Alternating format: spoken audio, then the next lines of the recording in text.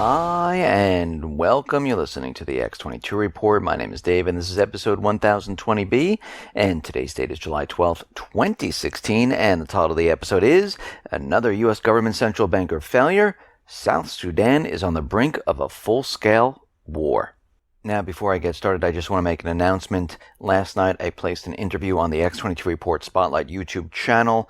It's with Bo Polney, so if you go over to that channel, you can view it, or you can come over to the X22Report.com site, scroll down a little bit, look over to the right-hand side, you'll see the video there, or you can go to newssentinel.com. Same thing, scroll down a little bit, look over to the right-hand side, you'll see the video there, and you can play it. Let's get into the economic collapse, political and geopolitical news. Now, we are realizing that the U.S. government central bankers, they've been trying to convince us, and the corporate media, they've been trying to convince us that we have a race problem here in the United States. And they're pushing on this very, very hard. Even though Obama's out there saying that the country is not as divided as we think. Think about what he says when he says these words. He doesn't talk about peace.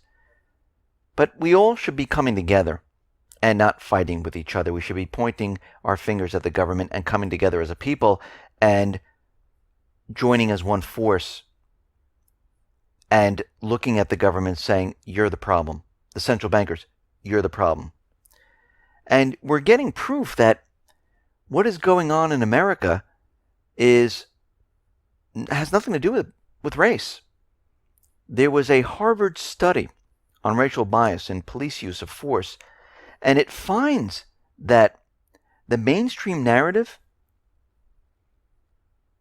that black men and women are treated differently in the hands of law enforcement is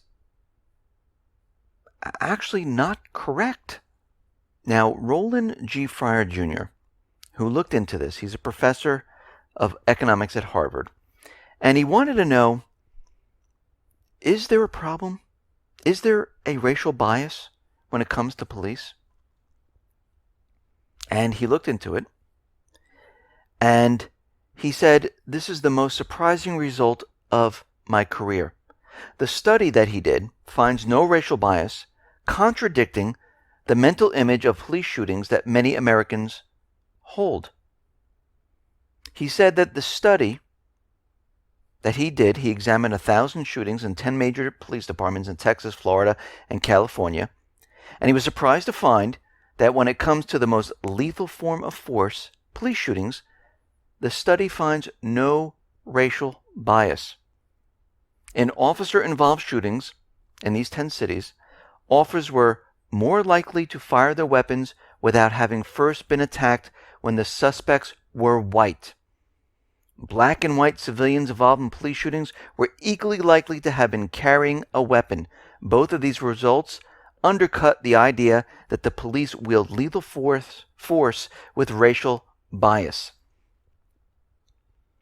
So this is actually opposite of what the U.S. government, the central bankers, the corporate media is trying to push. Now, why is this?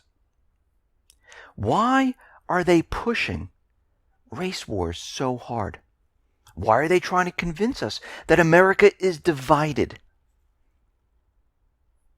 Well, from this, we're not divided. Actually, when you go around town and you know the different people you know and the friends that you have, I know for myself, I don't care. Black, orange, yellow, purple, green, whatever religion, I don't really care. If you're a good person, I can get along with you. I'm fine with it. I have no problems. I talk to other people, they don't have problems either. But it seems that the corporate media, the U.S. government, the central bankers, they're trying to push this. And they're pushing very, very hard. And I wouldn't be surprised if we see a lot more of these type of false flags convincing us that we're divided. Well, I'm telling you, we're not divided. We're as one. And this is what they're nervous about. They're trying to divide us. But we need to stay together as we the people. Now, the FBI, we know that the FBI, the NSA, CIA, and other government agencies are continually spying on the American people. We know they're putting together this huge database of iris scans, facial recognition, fingerprints, and it's being all correlated in one area, then shared to other agencies and with other countries. But something very interesting. In San Bernardino, the sheriff's department out there, they police about, like 2 million citizens with just over 1,800 sworn officers in that area. And it's funny because that's where the false flag occurred. Well, they're in charge of the pilot program to collect iris scans. Now, the department in San Bernardino has quietly become one of the most productive nodes in a nationwide iris scanning project, collecting iris data from at least 200,000 arrestees over the last 2.5 years. And in the early months of 2016, they were collecting an average of about 189 iris scans each day, and then this data was shared with other agencies. And like I said, we as a people, we need to protect our information. And what we can see is they're using this on arrestees, but eventually what's going to happen is they're going to use it on everyone. Because we know that they're trying to implement the new DHS licenses that have DNA, iris scan, RFID chip, barcode on the IDs, and they want all states to come in compliance. But we need to fight back. We need to say, you know something? We don't want this. We need to stop them at every turn, like we've been talking about, using encryption for email, using devices like blockitpocket.com, which is a sleeve which is intertwined with metals to slip in your credit card, to slip in your phone so you can't be tracked, so your information is secure. We need to continually do this. We need to have our states say, hey, listen, we don't want to be involved in this. There's no reason for it. But they're going to continually push because they want the information. They want the tracking information. They want it correlated. They want to know everything they need to know about you.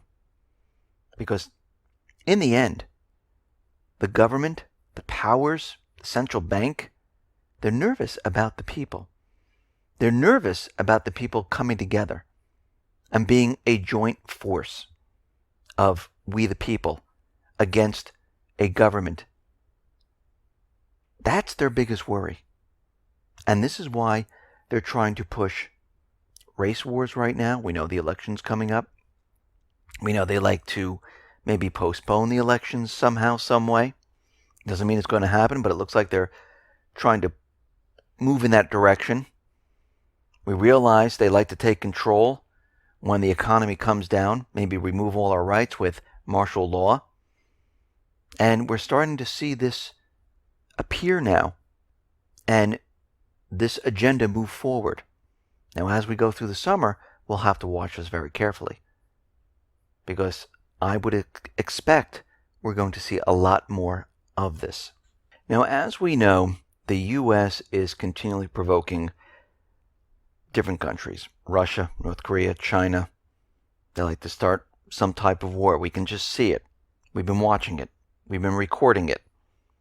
And lately, they've been really pushing North Korea.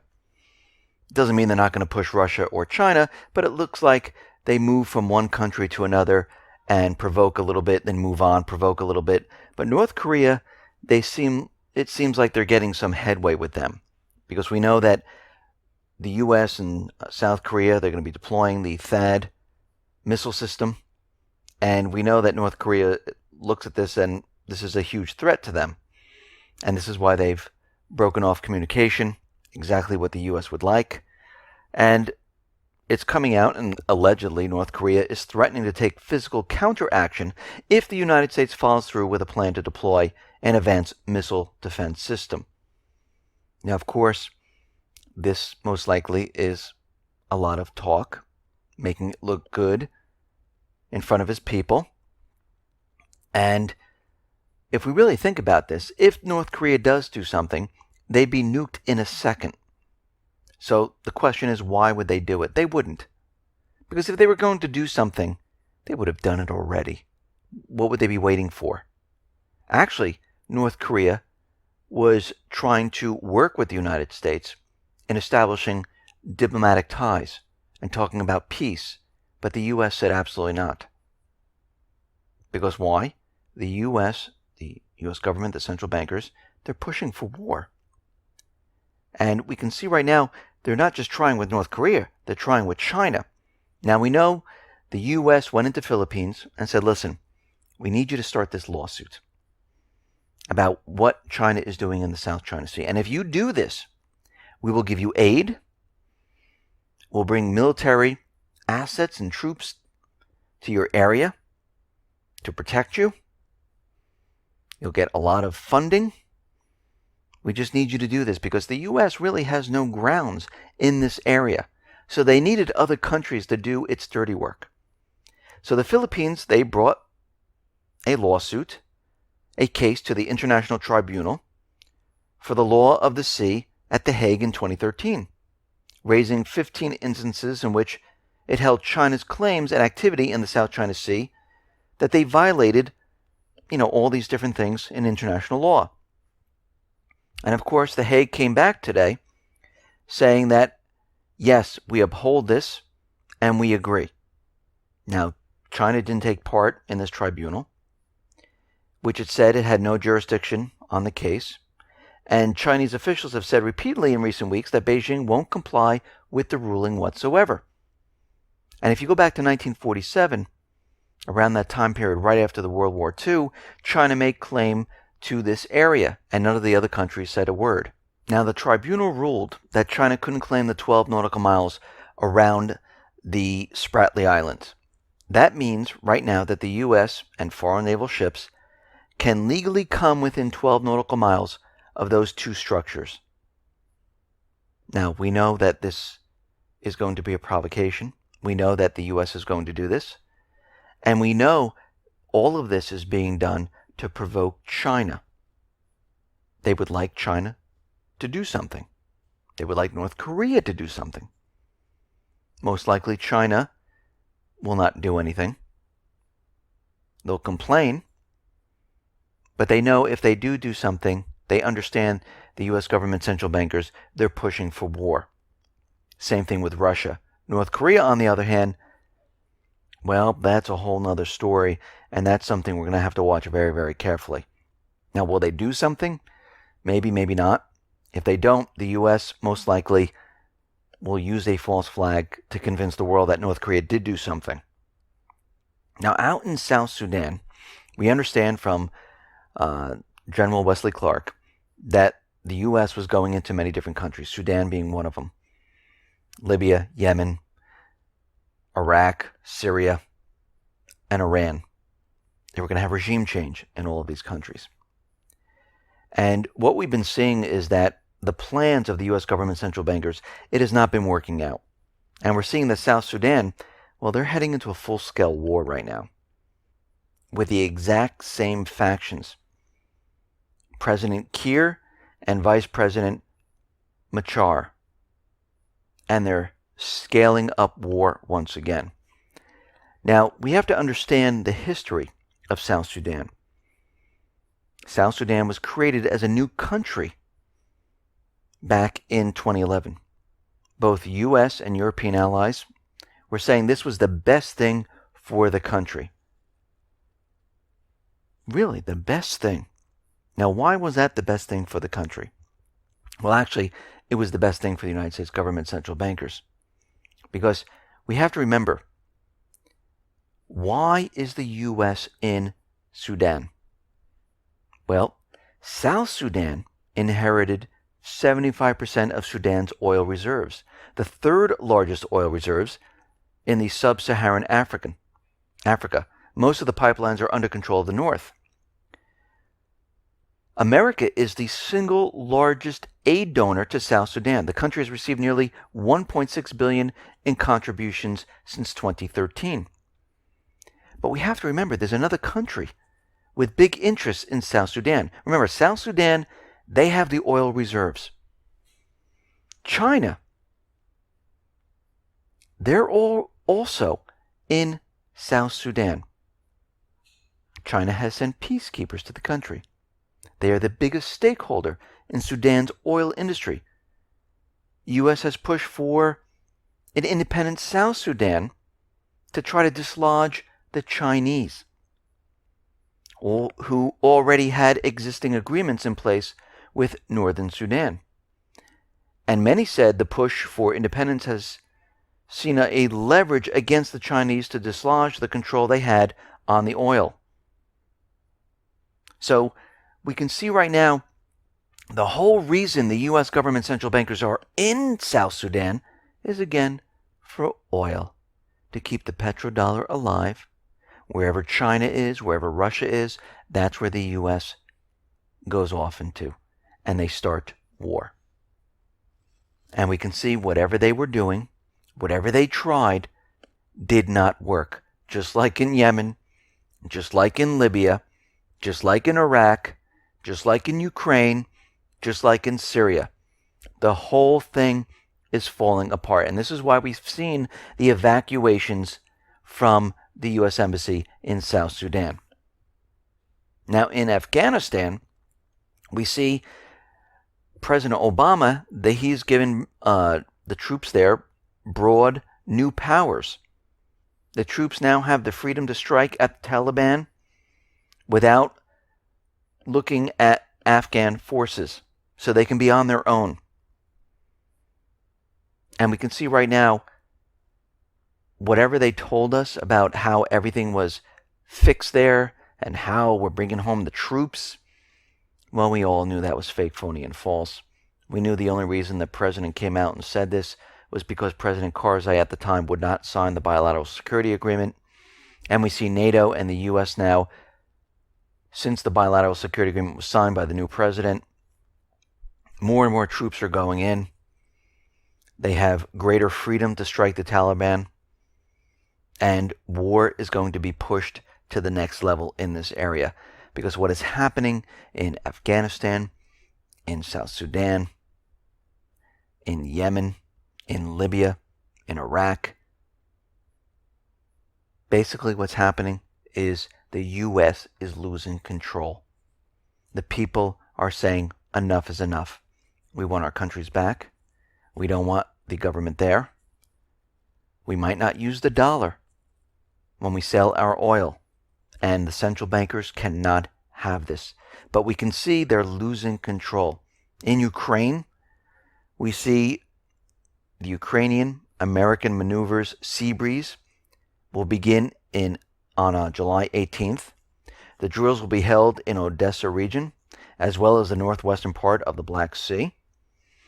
And of course, we always see these drills. At the same time, they're trying to push some type of offensive. And this is what we're seeing right now.